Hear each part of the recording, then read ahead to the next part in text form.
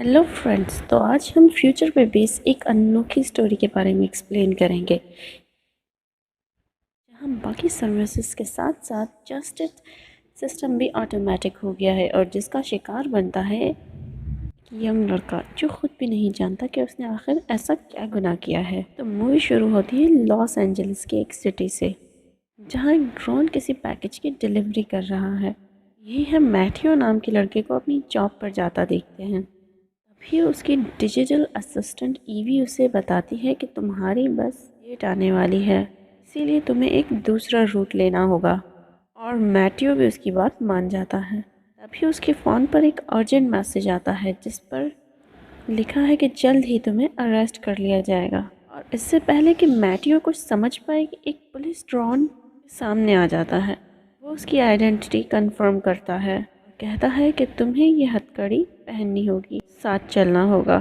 Matthew उसे समझाता है, मैंने तो ऐसा कोई क्राइम नहीं किया, लेकिन वो ड्रोन उसकी एक नहीं सुनता, अपनी टेजर गन यूज़ करने की धमकी देता है।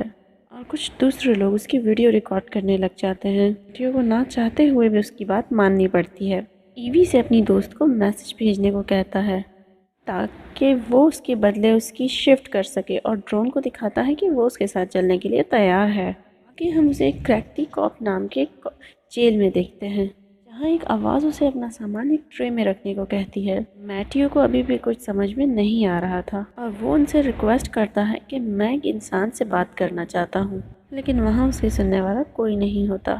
हार कर वो अपना सामान उस ट्रे में रखता है। वो उसे प्रिजन में पहनने वाले नए कपड़े देते हैं। फिर एक आवाज़ उसे सेल नंबर C14 में जाने को कहती है कि अंदर जाते ही दरवाज़ा लॉक हो जाता है, जहाँ उसे सामने एक टच स्क्रीन नज़र आती है जो बताती है हाँ तुम्हें हमें एक अच्छा इंसान बनाना है, और उसे अपनी हथकड़ी एक होल में डालने को बोलते हैं।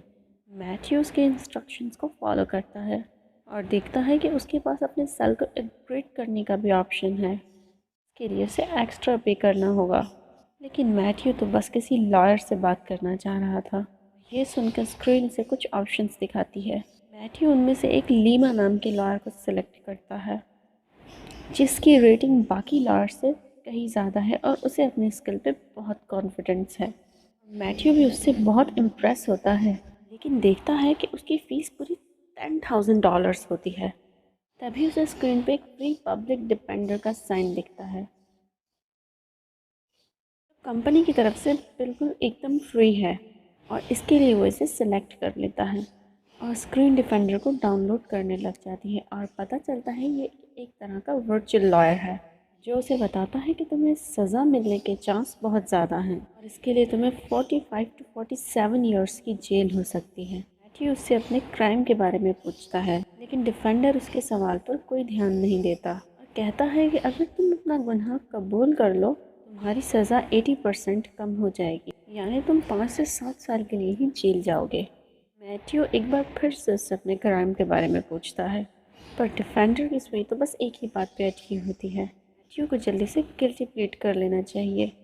मैथ्यू उसे बहुत समझाता है कि मैंने ऐसा कोई क्राइम नहीं किया, लेकिन डिफेंडर उसकी बातों पे कोई ध्यान नहीं देता और ऐसा लगता है जैसे कि बस वो कोई प्री रिकॉर्डेड मैसेज पढ़ रहा हो। और फिर कुछ सोच के मैथ्यू उसे अपने केस की कुछ डिटेल बताने को कहता है, पर डिफेंडर उसे सिर्फ इतना बताता है कि तुम्हारा ट्रायल होने में 90 डेज़ का टाइम लगेगा। ये सुनकर मैथ्यू फ्रस्ट्रेट हो जाता है।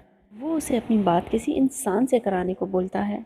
देखता है कि स्क्रीन उसे कॉल करने का ऑप्शन दे रही है। फ़ौरन अपनी बात सिटी के पुलिस चीफ से करवाने को कहता है। बिना पढ़े उनके टर्म्स एंड कंडीशन को भी एक्सेप्ट कर लेता है और जल्दी ही उसकी कॉल कनेक्ट हो जाती है, लेकिन एजेंट्स के बिजी होने की वजह से पीवीआर सिस्टम उसे देर होल्ड करने को कहता है।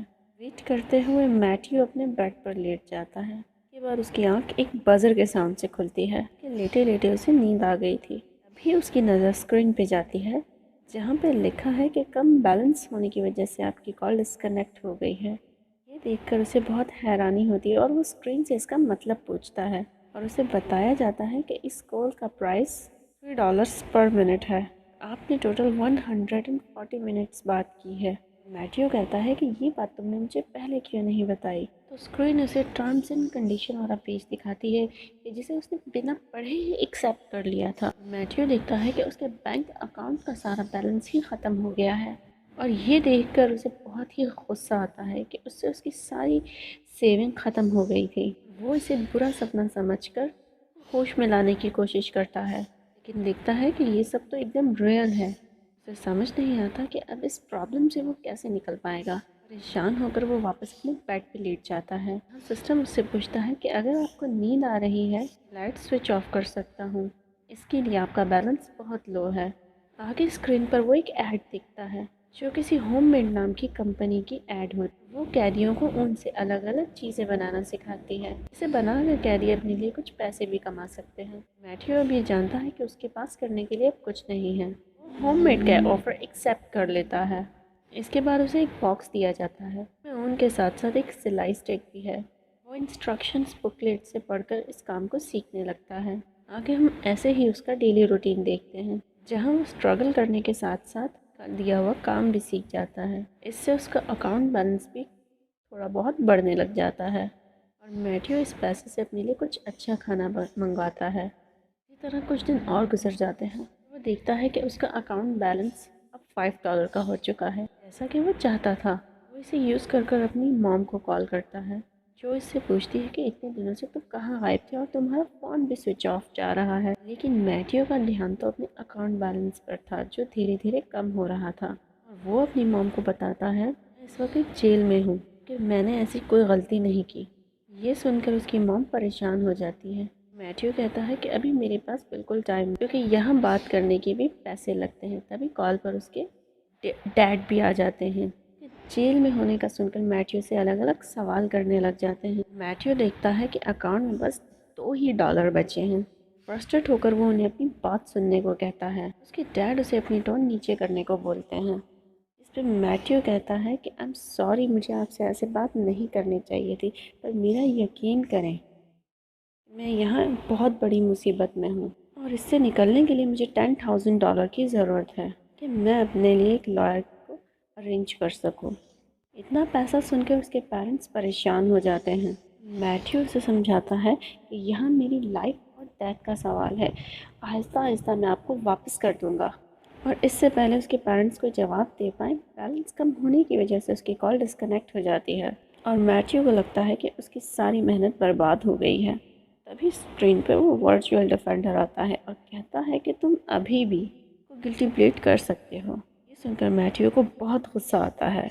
आगे हम देखते हैं कि वो खुद को इस लाइफ में ढालने की कोशिश करता है, क्योंकि वो अब समझ गया है कि वो यहाँ से अब कभी बाहर नहीं जा सकता, ना ही कोई उसकी अब मदद करने वाला है। इसी तरह एक दिन वो अपने काम में लगा हुआ था और ये तक नहीं दिखता कि उसकी माँ ने $10,000 उसके अकाउंट में ट्रांसफ़र कर दिए हैं। उसने ऊन से अपने लिए एक टॉय भी बनाया है कि उससे अपने दिल की बातें कर सके। वैसे भी यहाँ उसकी सुनने वाला कोई भी नहीं है। इंसान तो ना जाने उसने कब से नहीं देखे।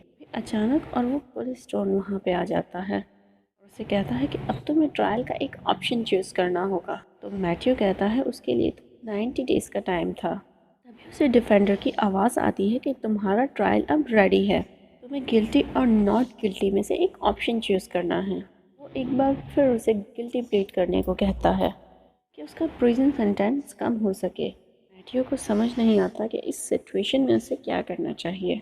ड्रोन और डिफेंडर उसे बहुत टॉर्चर करते हैं। हमारे पास अब बिल्कुल टाइम नहीं है, हमें जल्दी से तुम्हारे ऑप्शन को जानना होगा। और मैथ्यू की नज़र स्क्रीन पे जाती है, जहाँ गिल्टी प्लीड करने से उसका सेंटेंस कम हो जाएगा। हार कर वो उसके लिए तैयार हो जाता है। तब डिफेंडर उसे बताता है कि इसका मतलब तुम अपने क्राइम को कबूल कर रहे हो। इसके लिए जो भी सज़ा तुम्हें मिलेगी तुम्हें एक्सेप्ट करनी होगी, तुम बाद में नहीं मुकर सकते। मैथ्यू के पास भी अब और कोई ऑप्शन नहीं था। डिफेंडर उसे अपनी चॉइस को फिर से कंफर्म करने को बोल रहा होता है। तभी मैथ्यू की नज़र मेन्यू पर जाती है, जहाँ उसके लिए एक अनरेड मैसेज होता है और उसे चेक करने पर वो देखता है उसकी मॉम ने पैसे ट्रांसफ़र कर दिए हैं। ये देखकर उसे बहुत खुशी होती है। फाइनली वो अपने लिए अब एक लॉयर अरेंज कर सकता है और वो डिफेंडर को कहता है कि मैं ख़ुद को अब नॉन गिल्टी प्लीड करना चाहता हूँ और ड्रोन उसकी रिकॉर्डिंग कर रहा होता है, लेकिन डिफेंडर कहता है कि तुम्हें एक बार फिर से सोच लेना चाहिए। मैथ्यू उसे अपना मुंह बंद रखने को कहता है। हम देखते हैं कि उसने लीमा नाम के उस लॉयर को हायर कर लिया है, जिससे उसकी वीडियो कॉल होने वाली है। काफ़ी टाइम बाद वो किसी इंसान की शक्ल देखता है, उससे पूछता है कि आखिर ये सब क्या चल रहा है। लीमा उसकी तरफ एक बार भी नहीं देखता। कहता है, मिस्टर मैथ्यू, मैंने आपकी पूरी फाइल पढ़ी है। फ्रैंकली स्पीकिंग, मुझे नहीं लगता कि आप इस सज़ा से बच सकते हैं।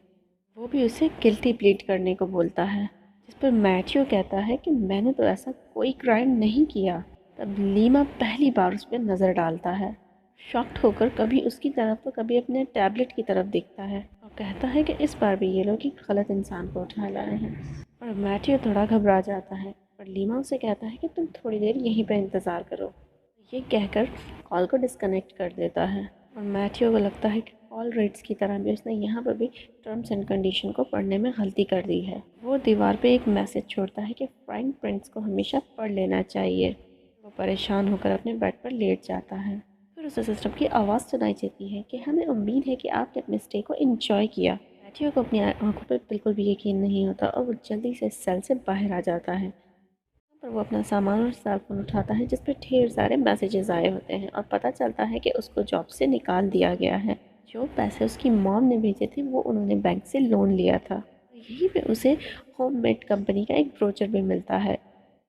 जेल से छूटे सभी कैदियों को जॉब ऑफर करती है। मैथ्यू को भी उन्होंने यही ऑफ़र किया है। फाइनली मैथ्यू सेंटर से बाहर निकल आता है और इसी के साथ हमारी ये मूवी ख़त्म हो जाती है। अगर आपको ये मूवी अच्छी लगी हो तो प्लीज़ सब्सक्राइब